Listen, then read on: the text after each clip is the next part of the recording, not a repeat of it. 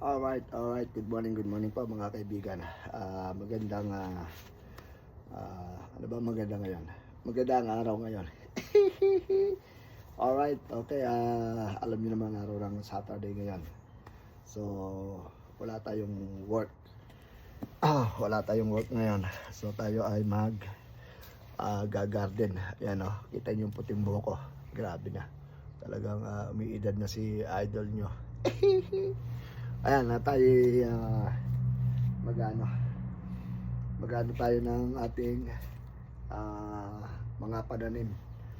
Yan po, ang ginagawa ko ay ito yung mga aking mga pinagtaniman last year. So ating ilalagay natin dito, tapos lalagyan natin ng mga pinindahon. So i-ano uli natin yan, lalagyan uli. So ating fertilizer, ito po, nakita nyo po ito yan. Ito yung mga yung dahon ng upo. So aking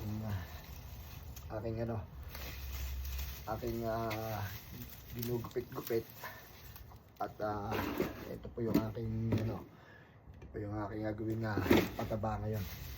So ayan, hindi ako nagamit ng mga kung ano ng mga fertilizer. So ito lang ang ginagawa ko. Lalagay ko lang ito dito sa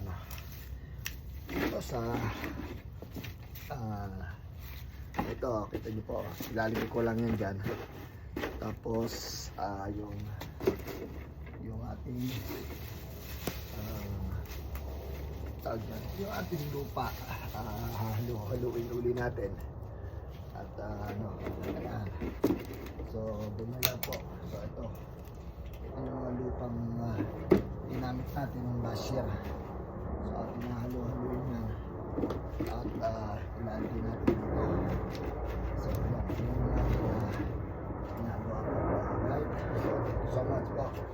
Bigyan ko lang kayo ng tip sa paghahalaman sa mga dahon na mga tuyo. Pwede natin gawing fertilizer.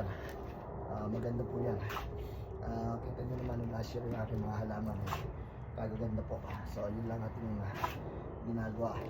Okay, Dok. Thank you for watching. Alright.